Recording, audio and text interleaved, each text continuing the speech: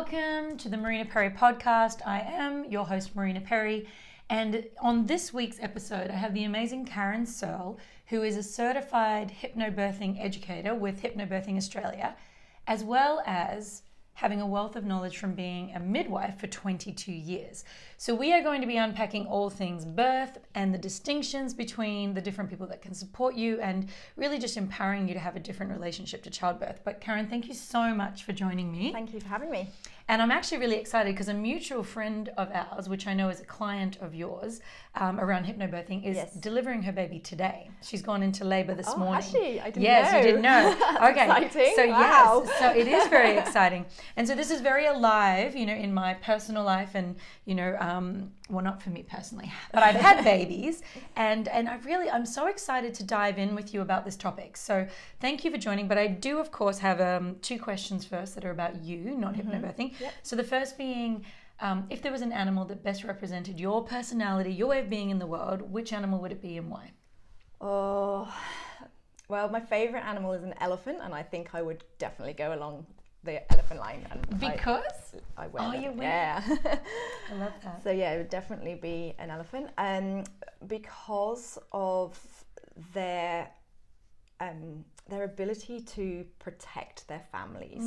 They love to protect. They're very family orientated. They just share their knowledge with everybody, and they're just incredible creatures. I love the reasoning that you've given even more now. I actually didn't really think of elephants in that way. Yeah, so family focused. That's beautiful. Yeah, they take their time with their babies. They all protect their babies. It's not just the mother; it's the aunties and it's the village. Yeah, the village. Yeah. And what would be the superpower you would choose to have if you could pull in an extra one?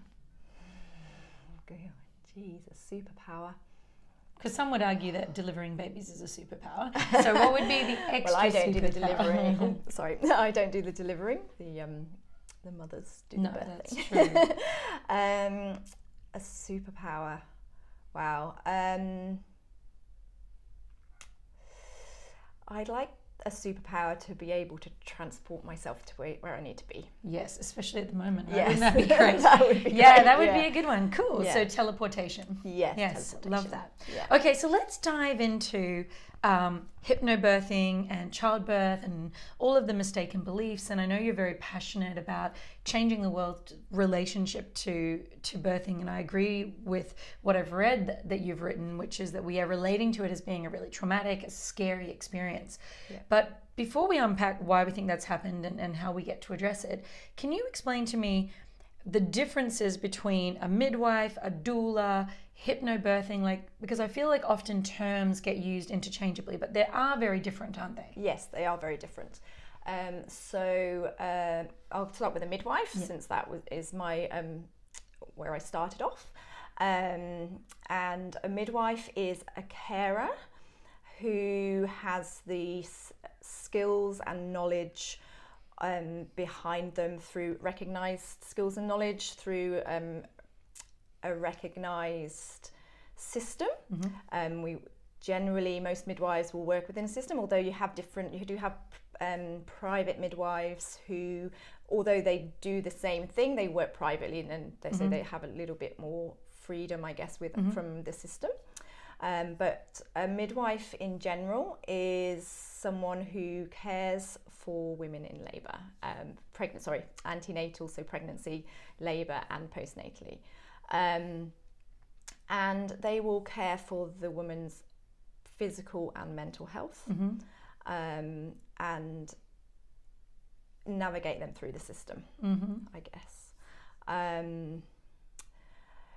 Midwives, the term midwife means with woman, and traditionally midwives would go to a woman in birthing. So if we're talking about our village, in the past we would have had gossips who would have been there for the women. So these are women within the village, so friends, family members who would gravitate around the woman for birth, and then a midwife would be there to be there if there are any problems, really. Otherwise the women and birth their babies, and they're just I support. guess, support. And if you think about lifeguards, so obviously here in Australia we have lifeguards on the beach. Lifeguards are there if they're required, but they're not.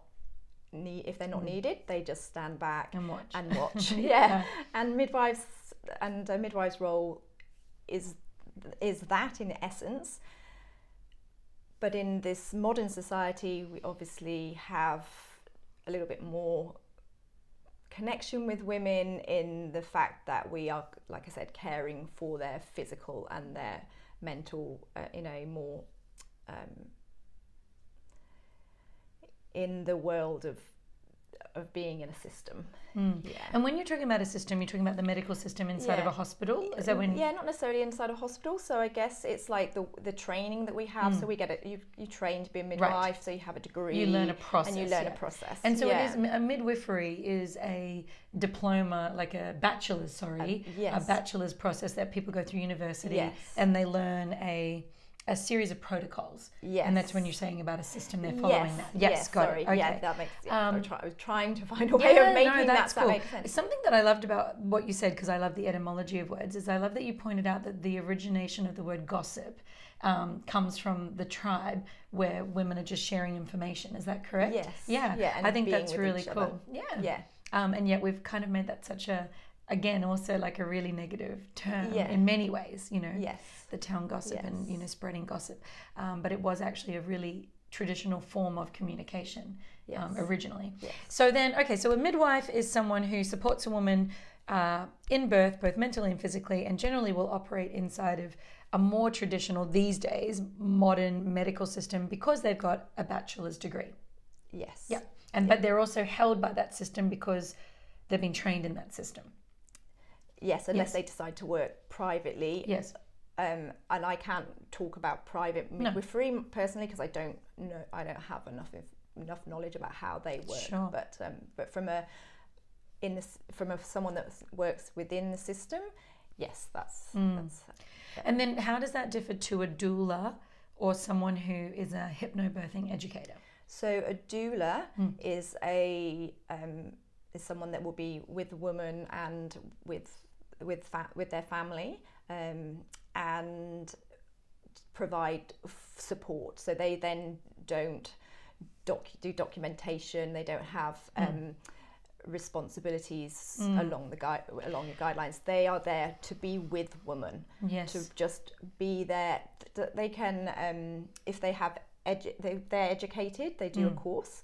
But they don't have that legal or medical protocols. Yes. So if we go back to that analogy of a lifeguard on a beach, like the lifeguard is there and is being given the flags to monitor and has processes to do, whereas a doula might be someone you take to the beach just to swim with you and to enjoy the day with you. Yes. But they are educated about maybe how water works and rip currents, but they're not formally in place. That's right. Yes. Okay. Excellent way of putting it. Okay. Great. I love me a metaphor. Or an analogy. So then, explain to us how hypnobirthing fits inside of all of this. So hypnobirthing is something that I've been aware of for a long time. I used to. When I was in the UK, we used to have women that would come in and hypnobirth, and there was a real almost like hypnobirthing. These women are hypnobirthing. But what I've learned since moving to Australia and learning and becoming a hypnobirthing practitioner myself is that it's really a way of helping women to get their mindset and get so that they have their so they can go into birth with skills and tools to have a positive birth. So we're trying to get our it's a shortcut to getting our subconscious to understand that we're safe and that we are able to do this. Yes, well, and I want to unpack more about, the principles and the foundations of it. But to me, hypnobirthing is hypnotherapy for birthing. Just if you look at the wording, and hypnotherapy has been known now to, we're working with the unconscious mind or the subconscious mind. And that, as my listeners are well aware of, is what controls 90% of our reactions, behaviors, and experiences day to day. So when we're working with that, we're working with literally quote unquote reality as we perceive it. And as as we've mentioned at the top of this podcast, there is a lot of fear and apprehension around delivery of birth. And just even like if we think about fear as something we're afraid of, that brings in tightness and contraction. And yet in birth, whilst we need to work with contractions, we actually really need to relax, don't we? Yes, we and do. So, it makes sense to me that hypnotherapy would be a really valuable tool for people to utilize to address the mindset aspects, which absolutely ripple into the physiology of a very intense process or a rite of passage in a woman's life. So before you became a hypnobirther and you saw people coming in and doing hypnobirthing, did you notice a distinction in the ways that those deliveries went? Like, is that one of the reasons you trained? Like, did you notice, for instance, that maybe the women felt calmer or the birth was... Are there any statistics or reasons that people would want to look at hypnobirthing? Do they generally have easier deliveries? I'm just curious. So... I don't know that there are statistics out there. There is definitely evidence to suggest that women that hypnobirth and do the preparation well have a much more positive experience. Yes. The interventions are decreased, and therefore and the use of pain relief decreases from the use of hypnosis as well. I don't think that at the moment, I don't think there are any figures out there, but the evidence is certainly suggesting that that is the way it's going, and we're just waiting for the science to catch up. Yeah. The measurement, really. That's right. Yeah, because science is an interesting word again that's been misused a lot at the moment. So I'm curious. What's making sense to me is, and in hearing what you're saying, that the interventions are lower, and also the use of pain meds, because pain is a perceived reality again, which means it's how we relate to it in the unconscious realms. And so the tools, just for people out there who might be thinking, oh, hypnobirthing sounds like some wizardress is going to cast spells over you, which cracks me up that people still think about that, but they do. They do. So I really want to dispel this on a really grassroots level. I mean, you're using protocols, I imagine, that is language-based, linguistics to really speak to the mind, to have it be calm. Yes. And also I imagine breath work and some somatic practices. So for someone listening, if they're thinking, okay, well, cool, it sounds great to minimize why do I want to minimize my pain meds? Firstly, and intervention, because some people, we do have approach these days in the modern realm, I think, where we're like, hit me with all the drugs, just give me all the drugs, I don't want to feel a thing. And so why might a woman going into childbirth want to reconsider that approach? Let's start there. Okay, well, I'd like firstly to say that we're not advocating that people don't have pain relief. Good point. We're not saying you hypnobirth and you will not require pain relief, you will not require interventions, then that you may not require some help, because the reality of life is that some women do, and we want to make sure that women have a positive birth. So if that is something that if you're really keen to explore, then hypnobirthing is definitely the way forward. Because I've seen it in my practice. I've seen women that have hypnobirthed and without pain relief. I've seen people that hypnobirth and required pain relief at certain levels.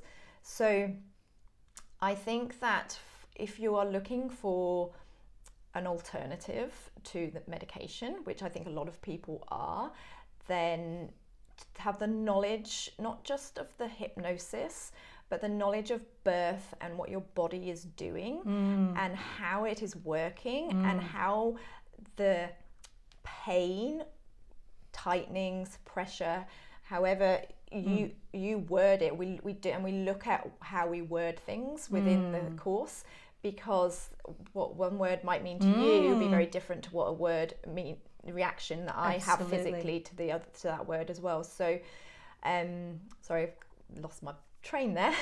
So if you're looking for reducing the pain relief, it's about working with your body, knowing what your body's doing, what it's capable of, and why you're feeling those sensations and where they come from. And I think that's really important, and I think that people don't have that understanding sometimes. Yeah, I feel like I mean, this, you know, I'm kind of generalizing across, but I do believe that this pattern of just resisting all aspects of pain is quite common in society, and we'll do a lot to avoid it. And yet, for eons, we've been delivering, you know, without, and I think modern medicine is amazing. Me too. And I think it's absolutely essential. And I do want to just share even a little bit of my own birth story, because whilst my children are now considerably older, 13 and 11, which means it's been 11 years since I had a baby. And a lot's changed in that time and too. a lot's changed, But even with my firstborn, who's now 13, I was actually in a midwifery program, and the intention of the program, I suppose the prerequisite to being able to secure a spot in this program inside of the local hospital, they have a midwifery program, was that your desire was to deliver naturally without caesarean or ideally any intervention. And you would go to classes, and it wasn't hypnobirthing, but it was a midwifery program. And I was absolutely all for that. And I went through that program, and my waters broke on a Monday, going through a Red Rooster takeaway. I remember this, going through getting a hot chicken, and I literally just, it was quite interesting, but I was really grateful for that experience. And anyway, and needless to say, I went into labor, went to the hospital that night, had a very long pre-labor, like it took a while for my body to get there. But then I was guided by the midwives, and we did a lot of breathing and a lot of bouncing and a lot of things for a long time. Told I was dilated to push, then told I wasn't fully dilated and I needed to wait. But it kind of went on for a long time. Now on the Wednesday, just before lunchtime, so this is now, you know, a couple of days on, after forceps with people coming in and attempting, you know, to have Harlow come out, I ended up being told by the head of obstetrics, because it kind of got escalated. Mind you, they were tracking her the whole time, and she was very calm, which is why I was allowed to continue to persevere with my original birth plan. And then, of course, though, I didn't respond well to things like gas, and I, you know, vomited. I hadn't eaten for a few days, so I think I was the only pregnant woman I know of that literally lost weight in the birthing experience and came out looking like a skeleton. It was scary. But I ended up having to have an emergency cesarean. And the reason I bring this up is because something you mentioned before about a positive birth, and my frame has always been, if mum and bub are both well, then that's a positive birth. But it's also how you relate to it, I imagine. And so for me, even though I had a long attempt at labor and ended up having to have a cesarean, you know, and later that was explained to me because of the internal shape of my pelvis. So, and my mother had cesareans and my sister had cesareans, but I was, you know, determined to do it differently and that I'd be fine. But, you know, some women's internal shaped pelvis is wide at the base and opens like a wider bowl, and some have a narrower shape of the bone. And so the head of obstetrics explained to me afterwards that, like, there's no moving even a small baby out that without either fracturing my bones. And I don't know if this is correct. This is how it was explained to me. And I was like, oh, okay. But at the time, I do remember multiple hands going up inside and feeling for all the things. And then everybody kept saying, well, that's a strong pelvic floor. And I kind of at the time was super distressed about that, because I was like, is it my strong pelvic floor that's inhibiting this baby? Do you need to cut my pelvic floor? Like, what's the go? And I remember coming out of, you know, the cesarean, and it was a very shaky start for us because I was so heavily medicated when she was first delivered. She wasn't put on my chest. We had troubles getting the breastfeeding going because of that lack of, in my belief, is that lack of immediate contact. So I have, you know, I'm very passionate about people knowing certain things, because I didn't know those kinds of things. I remember requesting my baby immediately after coming out of the surgery room. I could see my mother holding Harlow, and I was shaking though from the drugs, because I was so without food. It had been, you know, almost 3 days now, and I was completely shaking. And I remember the nurse saying, oh, darling, she doesn't want a milkshake, meaning, you know, because I was like, I want my baby. It was so inappropriate, Karen. Like, looking back, I was like, and I really wish I'd had someone there to fiercely stand for me, because I was out of it. I then kind of was in and out of, you know, awakenedness. And it wasn't until really the next day that I attempted, and she was already screaming for food. And that really started us on a pretty hectic 10-day journey that included, you know, abscess in the butt, you know, a breast, and multiple, why am I having a blank as to the mastitis, like intense mastitis that I had to be rehospitalized for. So I'm very passionate about women getting as much education. But what I found interesting is just this conversation around you can have a birth plan, but A, it doesn't always go to plan. But B, I definitely do feel when you said before about preparation, one of the things that, was really strong for me, and, I ended up doing a whole exercise system for women while they're pregnant, a whole exercise system to rebuild bodies afterwards. So whilst I don't have the innate understanding of the actual birth process, I do understand women's bodies, and I understand how we heal and how we prep for those.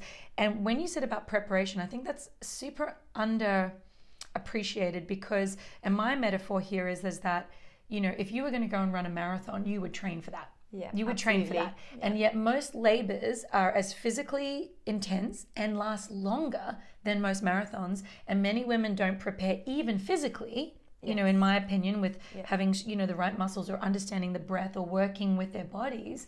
And what I'm hearing you say is there's a whole nother layer of preparation around particularly how we relate to pain, understanding what that is, because so much of our fear really comes from the unknown, like not knowing. So if you're just feeling contraction and not understanding what that is, I imagine it would feel very different to going, oh, this is my body and I need to work with this pain potentially to push now. So I went on a massive ramble there, but the reason I'm saying that is I would love you to explain a little bit more around how preparation works and what tools they'll be using, because it's not just waving sticks over them. You're going to obviously teach them breath and things. So what are the kinds of tools that hypnobirthing prepares them for? Yes, so it is a full antenatal education program. So we are looking at the physiology. So you're exactly right. People need to understand what's happening to their body. What is the uterus? What is it doing? How is it preparing itself? How is it helping my baby to be born? What does my pelvis do?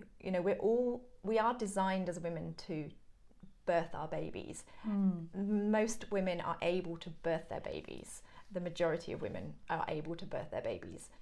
There's always in life going to be people that, like yourself, that have had different scenarios. Our pelvises are designed to stretch. They're designed to open up in conjunction with working with the uterus and the baby.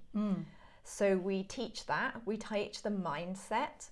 We talk about mindset and what it means, and how we can help to change that mindset, which I know you do a lot of work in, and we give them a toolkit basically. So, and some of these tools, some people will use all of them, and some people will just use a handful of them.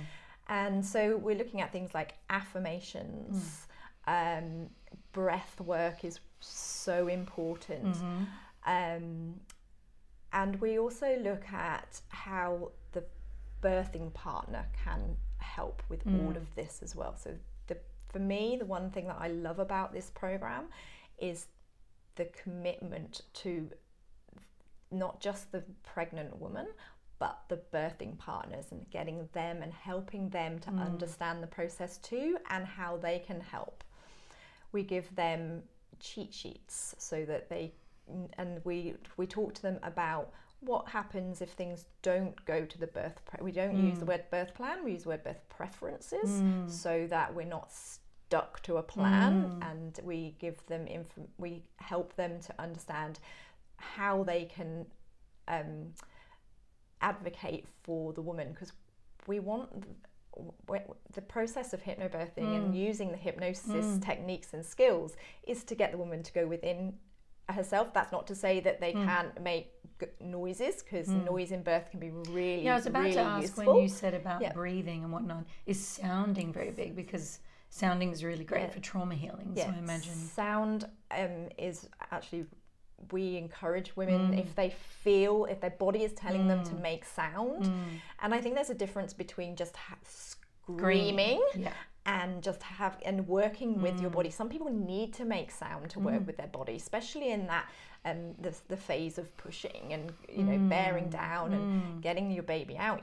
The use of sound is actually very, very useful, and people have cultures that chant through their labours, and I think that, and I when I look after women that a different culture and they're using chant, I find that they like almost transformed, and it's really lovely to see, and it's just another form of hypnosis. Yes. And so just for women and their partners to know that noise is not necessarily bad, and it can be really productive. And I think that a lot of times people are scared to make the noise because they're worried about the person in the other room, how they'll look, how they look, and even just I think we have a fear of, we're literally as children born with the fear of loud sounds, right?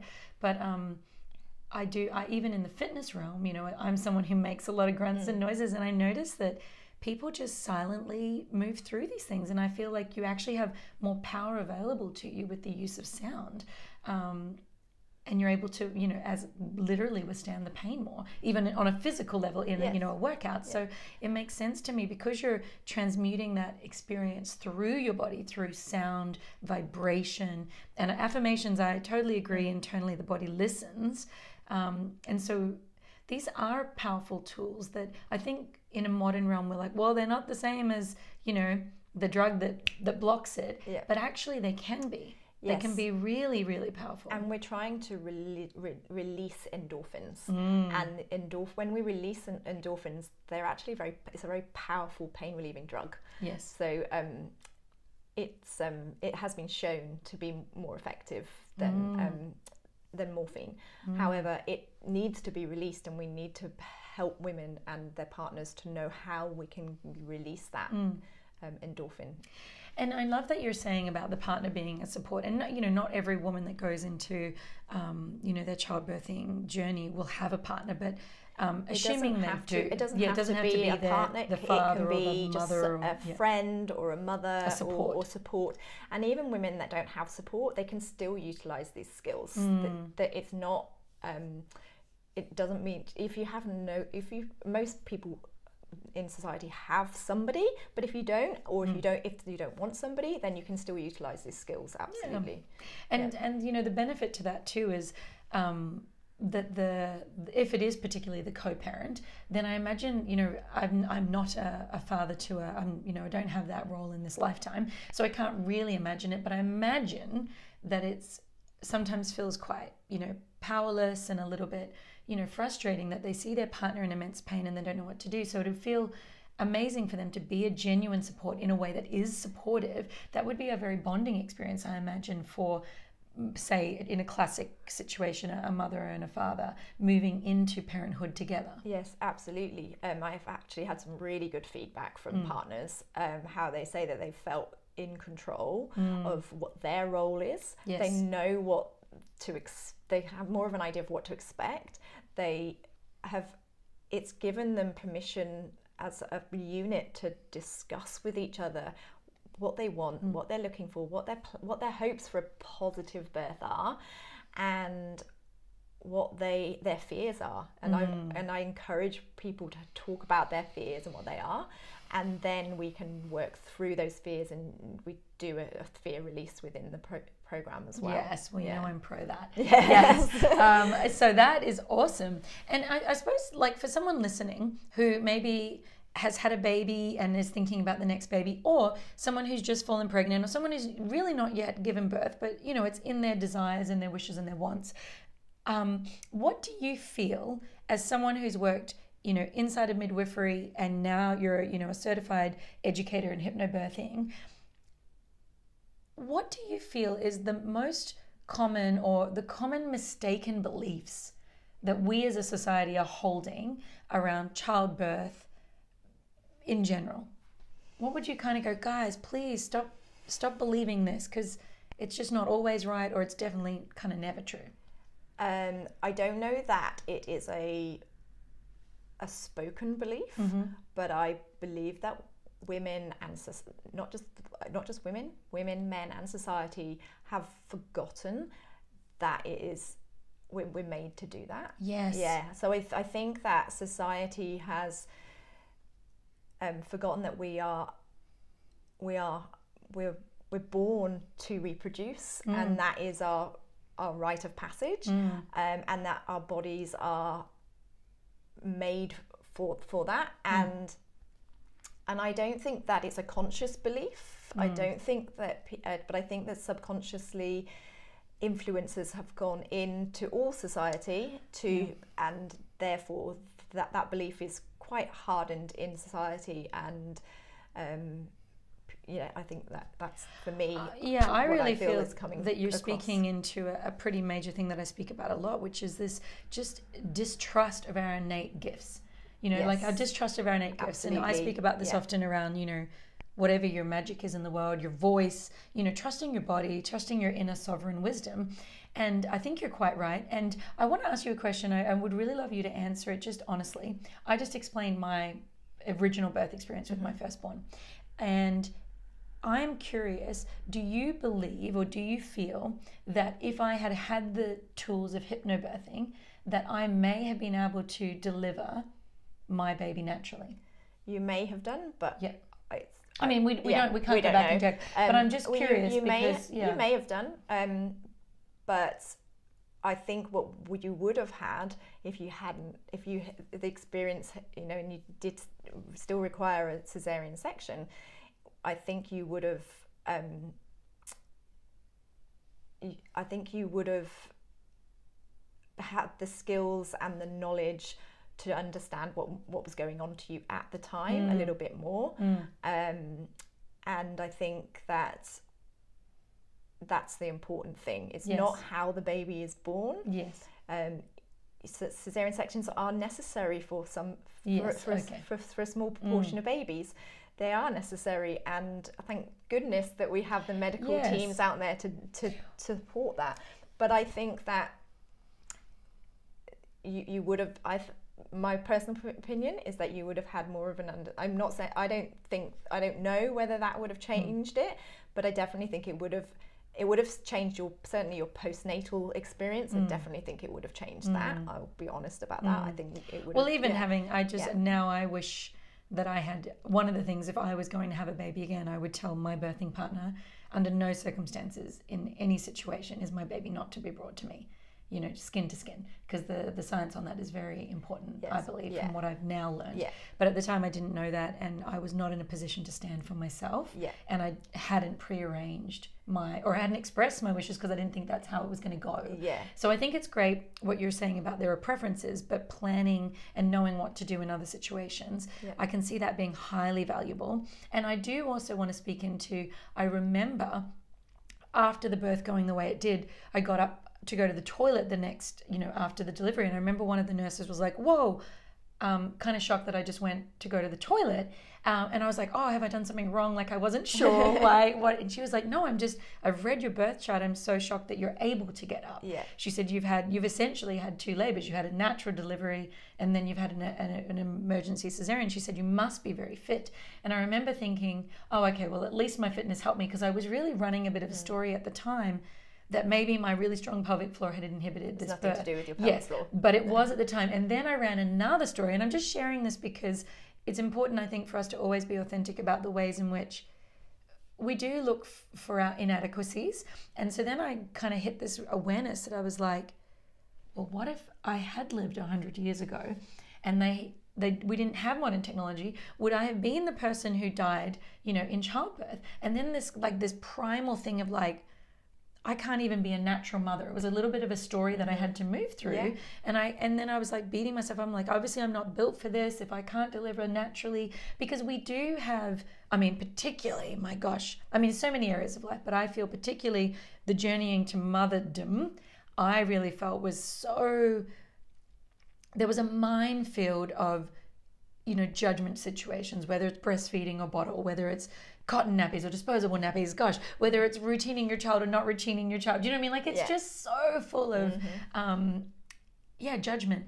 And I remember going, wow, like, am I even meant to be a mother if I couldn't do it without medical intervention? And obviously, I reframed that for myself, and I sat with, well, I don't live 100 years ago, and obviously my ancestors did fine for me to get here. And in this modern era, I had medical support, and I'm grateful for that. So, but I just want to speak into that because I think there's so much pressure around how to do this one thing. And I love what you're saying is remember that your body was made to do it. And then even in me, I'm like, but mine couldn't. But but again, maybe with more skills, maybe it would have.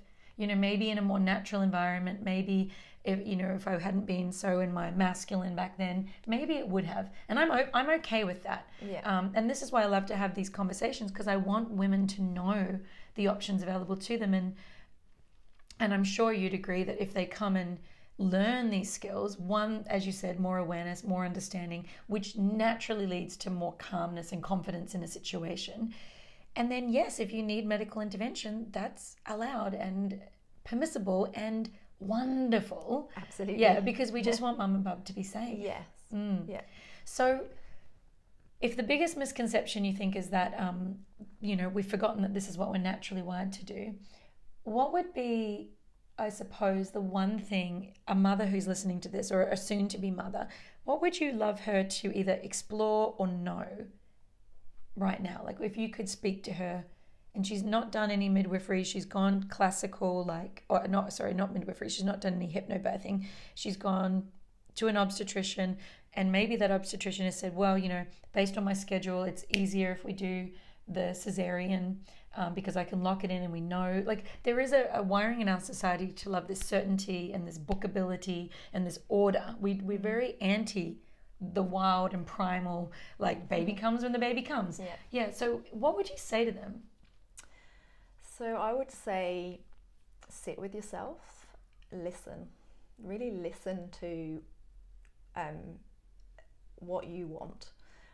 It's your birth journey, it's not my birth journey or Marina's birth journey, and get as much information as you can. Go to reputable resources, get resources that are reputable, not just people on the internet that say things, really. Lots of people on the internet say things, yes. Yeah, but really, and that's okay. I'm not saying don't do that, but just don't make that your gospel.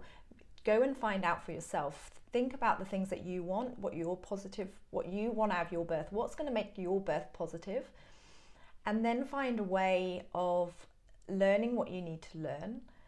And if you choose a caesarean section and that's what you really, really want, then that's not for anybody to judge. Yes. But I would implore you to make sure that it really is, however you decide to birth your baby, really sit with yourself, use some of these techniques, and really so that you know exactly what it is that is a positive birth experience for you, and then find the right people to support you. I would agree, and I think across the board it's all about informed consent. Absolutely. Because when you're consenting to a choice that's put to you by one person and you don't know, it's kind of like if I went to a restaurant and they said, do you want spaghetti bolognese? I might go, yeah, cool. But if I'd known that there was ravioli and there was, bread and butter, that sounds pretty good to me right now, whatever it is, it's like then I might go, well, yeah, whilst I was okay with spaghetti bolognese, now that I know there's ravioli on the menu or that there's something else on the menu, then my choice is actually a more true choice because it comes from what choice should be, an alternative perspective. And I would second and encourage what you're encouraging, which is to explore all options and then choose. Yes. Because if you're just going with the first option, you're actually not really choosing between two things.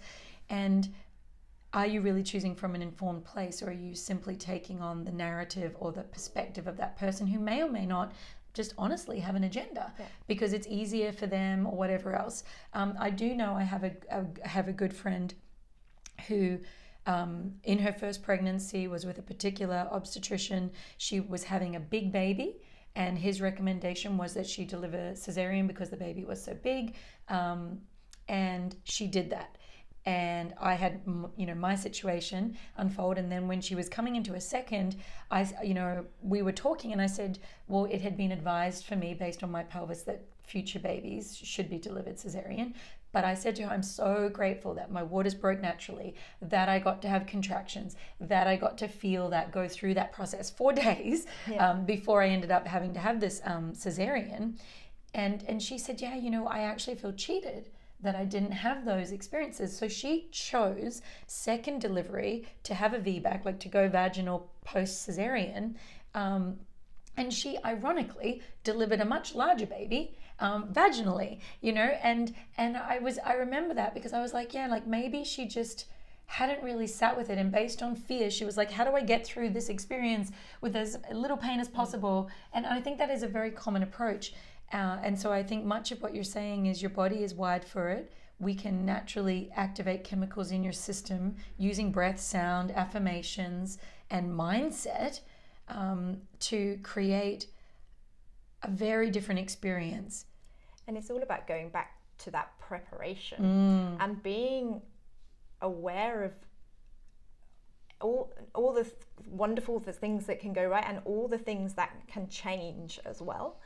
And I think that's really important, that you have an awareness of you have this, sit with yourself and what's my positive what's my positive outcomes, what would a positive birth look like to me, and then that preparing yourself for changes to those preferences and how you can make any of those changes that may or may not happen positive as well.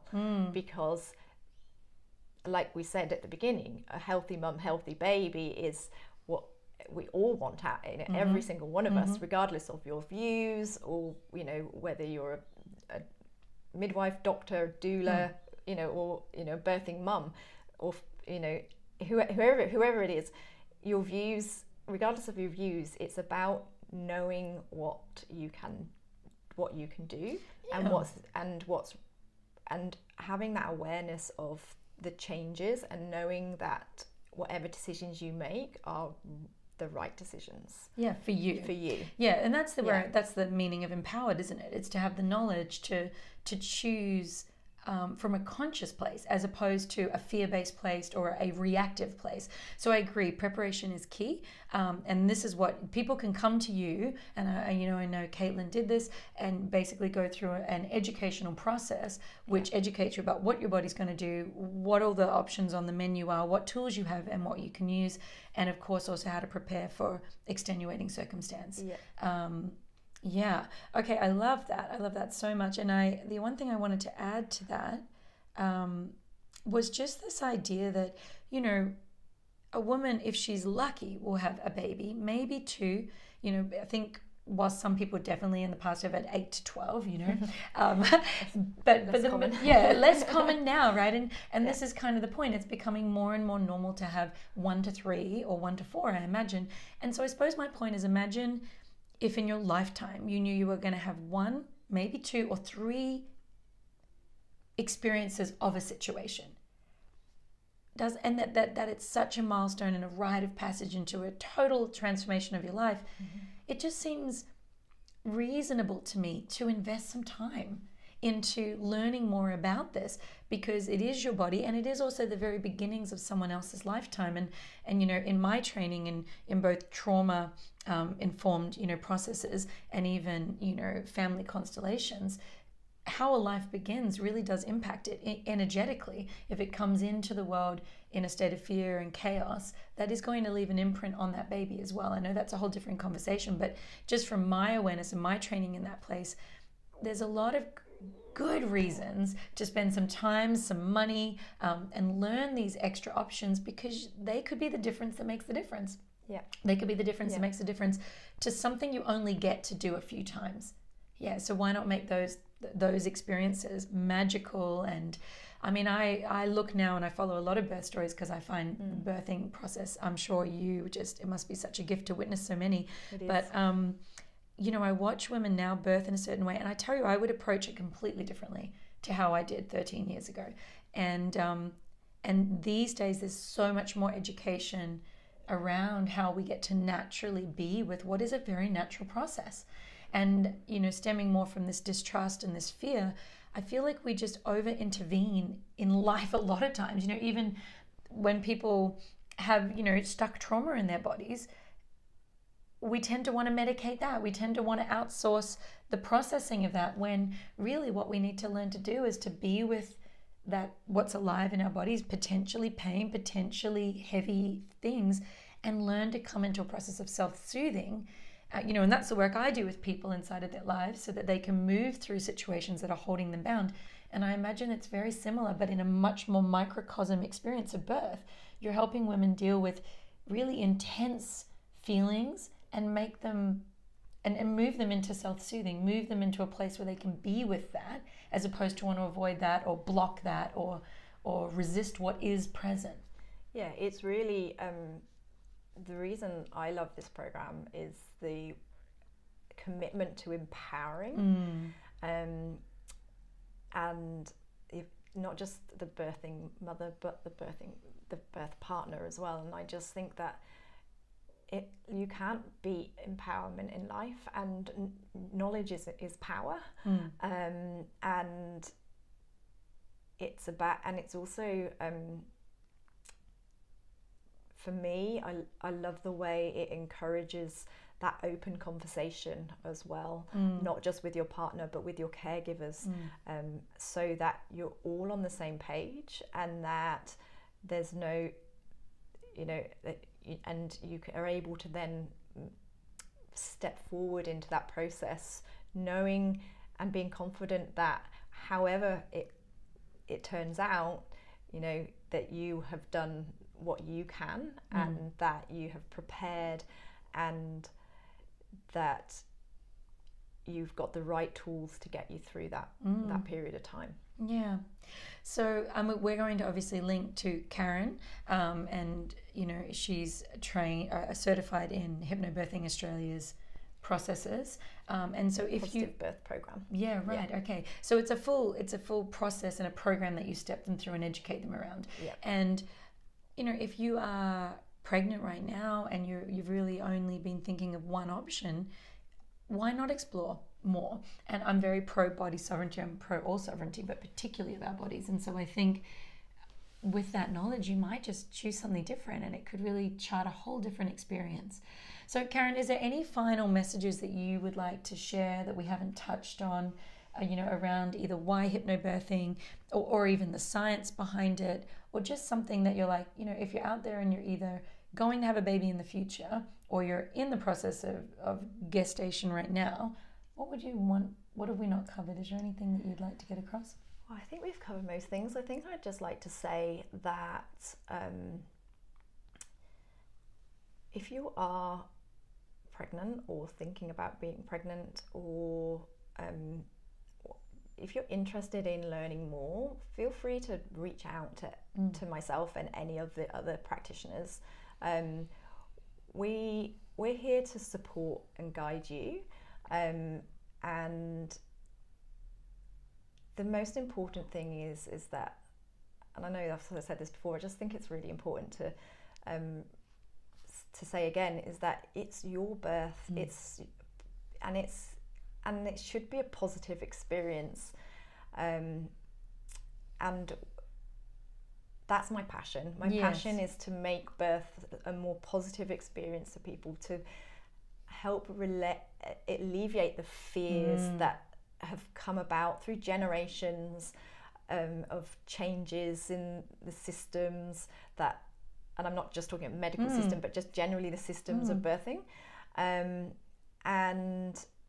know that there are so many different options, that there isn't just one way, and that you get to explore that, and we're here to help you to explore that, and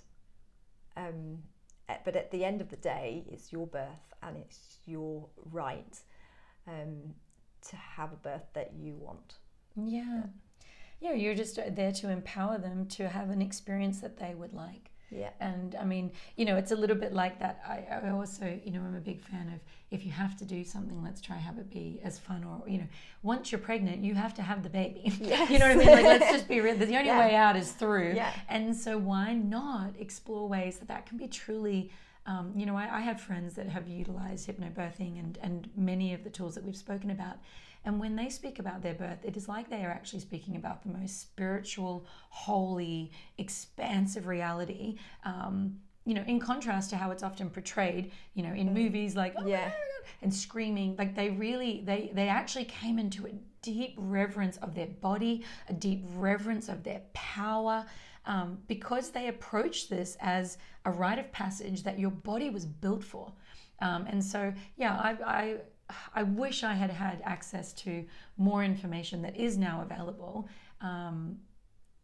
back when I was having babies. So yeah, definitely reach out to Karen, but also open yourself to learning more. I mean, this is my message around everything in life. Yes. Open yourself to learning more, because with more options and more awareness, you have more capacity to experience new realities. And that's the name of growth. And that's what you do in the beautiful space of, child delivery with women and men and families. And it's a beautiful thing that you do, Karen. And I know we've spoken many times before about your passion behind this. And I think, it's wonderful that the work you do in the world. So thank you for coming on the show today to share, your passion and your wisdom in this space, but also for the work that you do with these families. And I speak of potentially even for the next generation, like you are changing the whole playing field for a whole generation of women now, but also their kids. And I think that's a beautiful thing. So thank you for the work you do in the world. Thank you for having me. It's really lovely to be able to share some of the information that I have, and I really hope it empowers some women to yes, me too, to have the best births possible. Awesome.